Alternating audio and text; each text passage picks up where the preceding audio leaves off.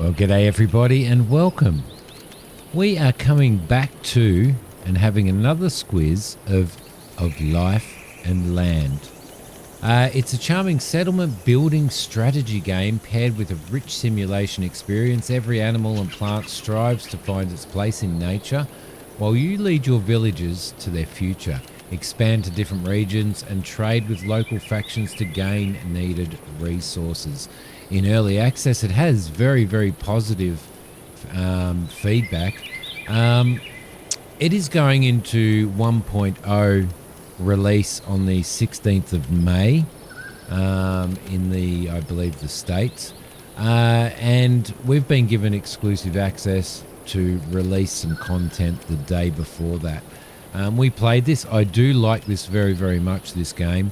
It is developed by Kurzovan and published by Kurzovan and Metaroot. And yeah, it's quite the dynamic game nature-wise and stuff. So it is a city builder or a colony sim with base building and strategy and simulation. And you can see its unique little art style. I've got this little village going at the moment, and I'm going to unpause and let it go. I've got this little village going at the moment. We've got some people. We've got a baker down here making some bread to keep everybody's food happening. We now have a root cellar, but unfortunately, we don't have anybody working there at the moment, but I do need to change that. We only have currently 14 people living in our little colony here, and this has probably been maybe a couple of hours of gameplay at probably maybe three or so hours at a slow speed, which is the 0.1. 0.1 seems to be almost real time. If you go up to 1, you can see everybody moving around and stuff like that. Now, as with all good colony sims and stuff like that, you do need to manage the needs of your people. You do need to make sure that your people have the resources that they need to do their jobs and to thrive and to create children and to expand. Now you'll see that I've got a garden area here that has some crops and stuff in here, which this gathering hut at the moment is actually working on. Now, I've got fences around it because what happens is all of these wild animals, as you can see, they actually go around and they actually eat.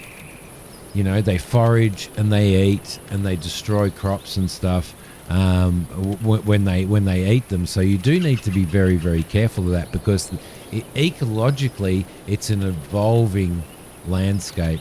And that's one of the things that I really, really like. So I've made this to guarantee that we've got some food coming in, at least some food coming in before all of the animals go through and say, for example, eat grass. This is grass at the moment.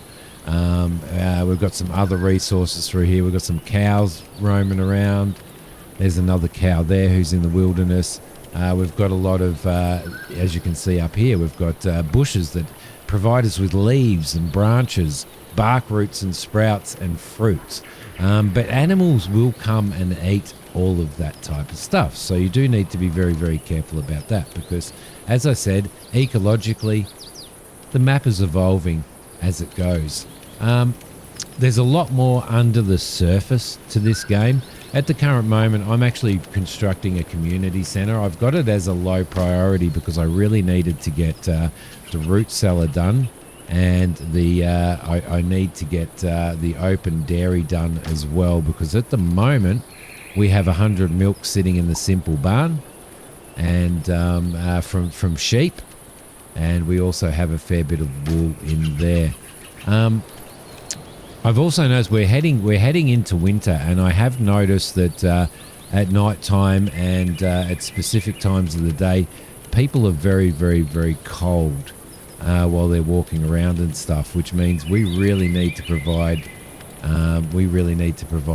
more basic clothes, which gives them a little bit of defense, but also a little bit of cold resistance.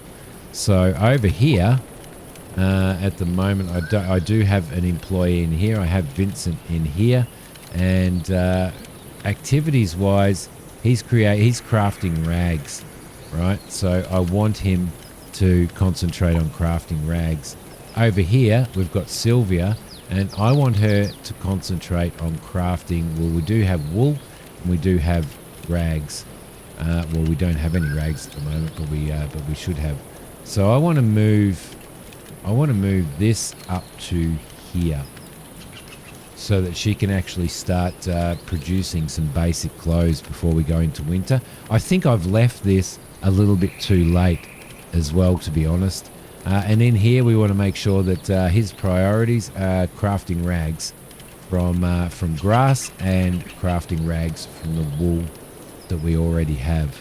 So we've got that set up as priority. I'm going to turn off sewing basic clothes on here, and on here I am going to turn off crafting rags on both of those. Now, employees can have more than one job in this, so you need to manage their workload as well. You don't want to tire them out. You don't want to upset them. You don't want to reduce their productivity. And as you can see what they're currently progressing. They do have health points, and they do have progression towards sort of developing their skills and leveling up in that sense. Employment wise, you can see we have workload here, and this is where you've got to be really, really careful, because you're trying to balance bringing in enough food, right?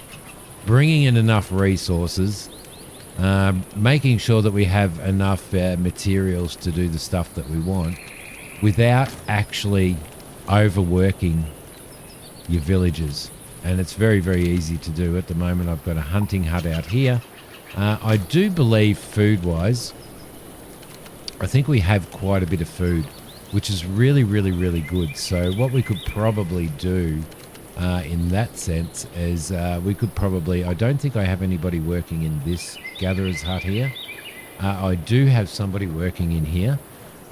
This little tick here allows citizens to automatically take on roles when they need to. So if you have this, if I had these two boxes ticked, then somebody could automatically come in here and start working and fill that particular position. So I'm just wondering, at the moment we don't have a lot of resources left here, so I'm going to turn that off. I'm going to take Luca out of there, and I'm going to go over to here and make sure that we add Luca to this. Where is she?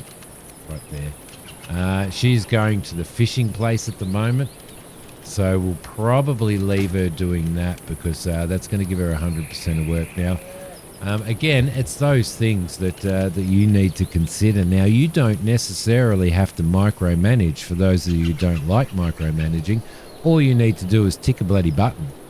You tick a button, and if you've got the button ticked, somebody will go in and work in that hut when they get the opportunity to do so. Now, I'm wondering actually whether or not these provide any warmth or something. It's just for decoration, so that's not super handy. I would have preferred that this be a little bit more like productive, in the sense of making sure that that it warmed everybody up, because you will start to see people get cold. This is our campfire. I started off with this campfire, and in this campfire we've got a couple of people working on it. Right, everything has upgrades. So they have storage upgrades, they have food efficiency upgrades and stuff like that. In fact, to do that we need 20 pottery, which is something that we're going to need to look at very, very soon, because we want to do that. Community activity, yearly cost is jewelry, so we would need to create our own jewelry. Bronze tools, rough-hewn stone, so ensures the heat is targeted and thus consumes less wood for the same result, which is a good efficiency thing. So I think we can probably add that, I reckon. if we have more planks, which I'm not sure we do. We do have 10 planks sitting in stock as well. So what I've been doing is I've been, some of these areas, say for example this forester's stump here, we do have materials in there, but as you can see, our trees in this area have declined and they haven't grown back yet. So for example, there's only leaves and maybe a couple of little branches in here. So what I would be inclined to do is turn that off and take Stefan out of that, because we have another one over here, which is right here. And we have Petra working in that. And Petra is gathering raw wood, and she's gathering branches and stuff as well. And we have plenty of trees and plenty of stuff in here for her to do that. So, and that gives Stefan the chance to go and actually do something else. So it's important to keep this fire going as often as you possibly can. So upgrades like reducing the amount of wood used to keep the fire going by 30% is going to benefit you overall. So at the moment, one of our quests is diplomacy. We need to build a community center. Once we build that community center, then we can actually head out to the world map, and we can start investigating these areas. So at the moment, the location's too far away to discover, but we can work in this, and we need to get over to here and to unlock this area. We need to build a community center to start reallocations and faction requests. So so you can see what's happening. Now we also have homes and stuff like that here. The amount of homes we have determines obviously the amount of people that we have. I've built homes around the campfire here, and I want to sort of keep doing that. So I'm just going to throw a little bit of road in here, like so, and somebody will come and build that at some particular point in time. And I want to throw one more house in, which we will use. You can see the different building costs. So to build a straw hut, small straw hut, not very comfortable, but it offers accommodation and space for personal belongings for 2 people. And one of these huts allows for 4 people to live in them, one of these larger ones. So that's saying that that's a straw hut, but it's actually not. That's a straw hut there. That might be something they need to look at, because these are supposed to actually, I don't believe that I've built one of these yet. No, I haven't. So what we could probably do is, I think we're probably going to have enough resources. Build planks is probably not a good thing. So I'm just going to go with the straw hut for now, and we'll throw a straw hut in there. So, and see how we go. We now have this available, and we might assign somebody to this. Who has what? Who does what? She's working at the well. Working at the rudimentary tailor. We don't want that. Working at the campfire. What we might do is we might put Dennis on that. And perhaps even take Dennis off of there, I think. For now.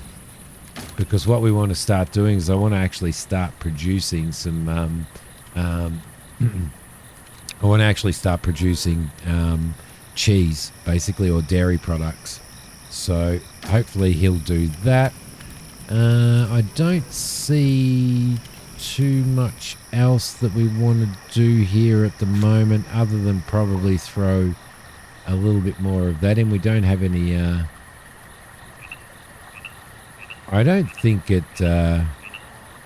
we can actually put those in. I'm not sure. I would prefer to go these anyway. So I'm going to throw that in there and get a little bit of light over here as well. Up the top here, we have a stonemason, a simple stonemason. Here we have fishing places, a simple fishing place. So as we move forward, and this is where our well is, and we have somebody working there producing water, which we do have plenty of. As you can see up here, we currently have stocked 420 water, and we've got 100. So we've got 420 water. The 100 milk is over there. As soon as we start using that 100 milk, then things are going to change for us there as well. The other thing is your village does level up. So there's different achievements that you can make here. There's different areas that you can milestones and stuff that you can achieve. And build your first community centre is an achievement. Whether you get rewards for that, I am not sure at this point in time, because I haven't achieved that yet. But if we go into our faction data as well, you can see that population count levels up as they level up. So they become, 6, 5, 4, 3, 2, 1, sort of, and it shows how many. They're basically citizen classes. So 1 being the lowest class, 2 being the being higher than 1, obviously, and as your population builds up, then and you achieve giving them more product and stuff to make them prosper, then they level up as well.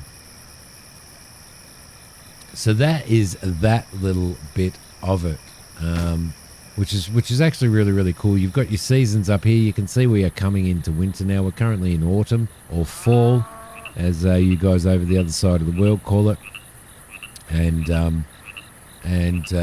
so we're starting to get into colder weather now. So I did not preempt this enough, and I'm a little bit concerned that that's going to be an issue. We move the speed up to 1 times there so that we can get through the night, because nobody is doing anything, because everybody is asleep, which is perfectly fine. You can see our sheep over here are cold. One of the upgrades that we can do in here is to give them bonus comfort. Adds more comfort with some adjustments. At the moment, we're doing I'm cleverly extending the room for the animals, which will give us more animals that we can actually have in there. At the moment, we're pretty well full. We have a capacity of 5 out of 5 in there, so we'll let everybody move along. I don't know whether it's worthwhile building another campfire. Do we have the other campfire? I think you might only be able to build 1, actually. We've got a baker's simple oven, but as you can see, the other thing that I did want to bring to your attention in regards to this game is there is city levels in here, or there is township levels in here. Level 1, level 2, 3, 4, and 5. I'm trying to get up to level 2 to unlock level 3, to unlock some of these buildings here, which is I've unlocked the root cellar and the open dairy. We've got the root cellar there, and then we've got the open dairy right there to produce that. We also have things like big cabins, right? We have tap rooms to make beer, which is basically we've got a marketplace, we've got shrines, sweeping stations, packages and village decoration. This is all decoration stuff. Over here is all of our farming stuff, so we can place broadleaf trees, conifers, fruit trees, and that gives us a good source of the materials that we need. Grass, which is something that we need a lot of. Bushes, which gives us a source of berries and roots. Cactus, which I don't think we can do here. So there's a lot of really, farm. I really want to unlock a farm.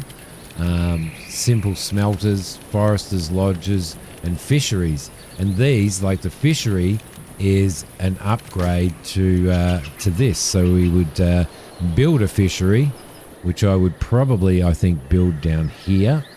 Would be where I'd build the fishery, and then we would delete what we've got, basically sitting over there as well.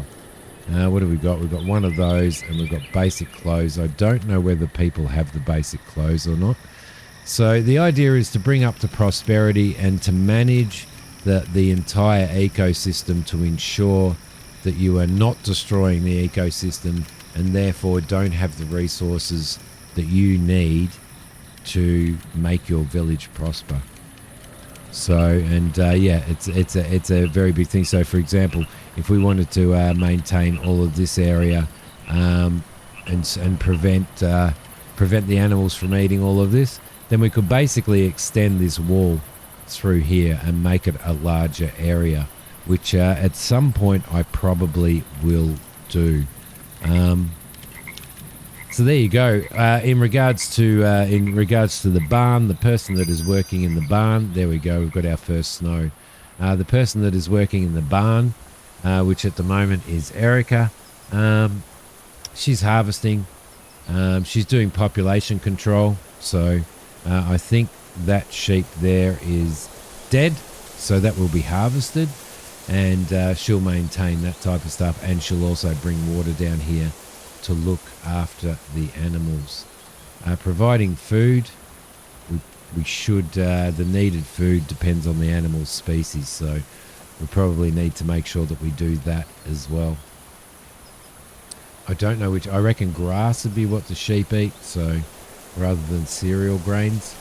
So managing all of that, and this is the first time in the game that I've seen it snowing, and I love the charm. I think that I really like the charm of the game. It feels really good. It runs really, really well for me. Construction site at the moment, we're just waiting for rough-hewn stone. We do have a stonemason working over here, I believe. Who is working in here? Sani is working in here. What I may do is I may throw some a little bit of lighting over here as well. It's purely decoration, but we'll throw it in there. And we might throw one over here as well, maybe. You can rotate by pressing R. We'll throw one in there as well. And we're going to throw something up here. And I'd like to give this person over here a little bit of light too. So let's turn that to R, and we'll throw that in there. They'll get placed in at some point in time. Somebody will do that. So this is my first winter, which is going to be a bloody tough winter, I think, to be honest. Purely because I didn't think well enough to I did not preempt, guys. I did not preempt, and that could be a little bit of an issue for me. So we'll let them go. At the moment, what have we got? We've got this is where we're turning our cereal grains into flour. So it's basically a hand mill there, which will become a windmill and be automated and all that type of stuff as well. Here we're making bread. To make bread, we require wood and flour, obviously, to do that. So very, very, very enjoyable. I hope that I get through this winter. I really do hope that I get through this winter. I think hopefully everybody at the moment, you can see that they're quite happy and they're quite healthy. So I think after a couple of hours in the game, I'm achieving as a lord, making sure that everybody is happy. So as soon as we have this built now, which I might actually prioritize that building now, so that we can actually go and achieve this Discover the Tablelands desert. We already have that. So we've got 2 empty huts here, which is room for 4 more people, which is a good thing. You do occasionally get people who come and want to join your settlement, and we also have children here as well. So in fact, I'm not sure everybody's age, so people will die off. We've got an 8-year-old child there who is currently progressing. And we've got a 9-year-old there, Ida and Werner. There we go. This map here, which is where we have started, is quite large. As you can see, there's a lot of space for expansion, and there's a lot of space to do stuff. Now, I don't know whether we can basically create, which we may be able to do. Where I chose right in the center here, but we may be able to create little outposts, maybe new towns, little outposts in here. We can do it in the other areas. So not what I wanted to do. We can do it in the other areas. What have we got here? The first winter, the first snowfall, people check storage for food and available materials. Hopefully we'll survive the cold season. Yes, because we need enough bloody food. And we've only got 62 barks and roots, so Simi may be in a little bit of trouble, mightn't he? Maybe in a little bit of trouble, but what we could do is we could actually... what do we have in storage at the moment, goods-wise? Let's see.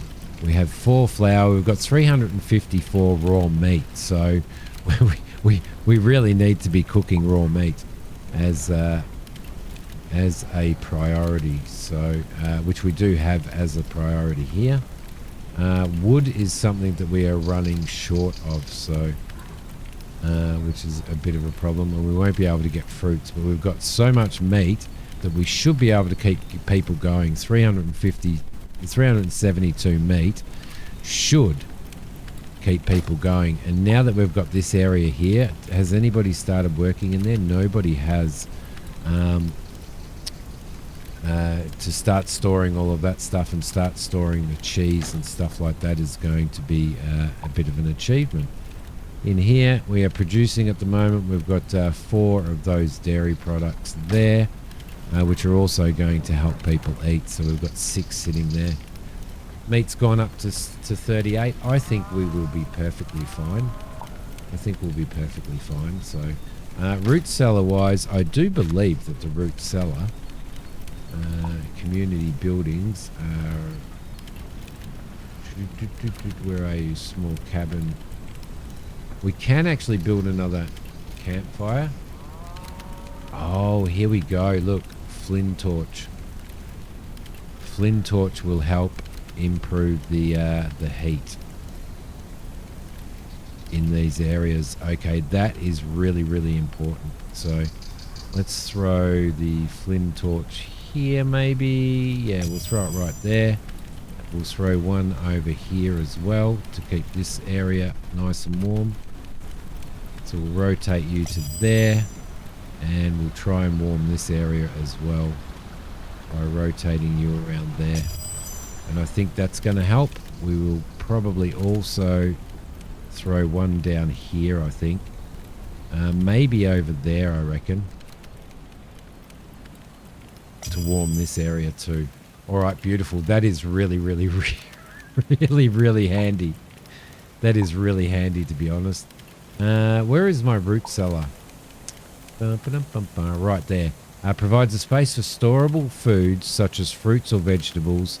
Also has disadvantages. While shortages can be bridged and the goods may already be in the right place, additional costs for transportation and storage may arise depending on the location. So it doesn't... It's a dry storage place, but we don't know. It turns into a granary at some point, but we don't know. I don't know whether that actually has an effect on the longevity of the food, or the degradation of the food, if you may. So that could be a thing. I was itching my ankle. I had a really big scratch.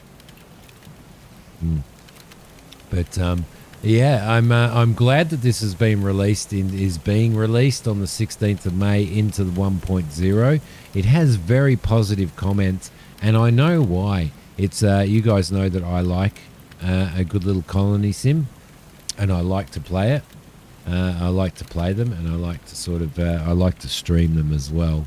And this one's it's doing the thing. It's scratching the itch, and I'm enjoying it greatly. So if you guys want to check it out, there is a link below. It is being released into 1.0 probably the day after this video goes live. So if you want to snap it up now. And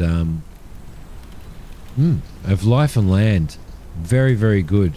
I love the ecosystem mechanics, and I really love the ability to try and control what's happening and who's eating what, and all that stuff. So so there you go. We've got a hunter over here as well who now has 94 food sitting in storage. So that's really, really good. I don't think people are going to starve, everybody.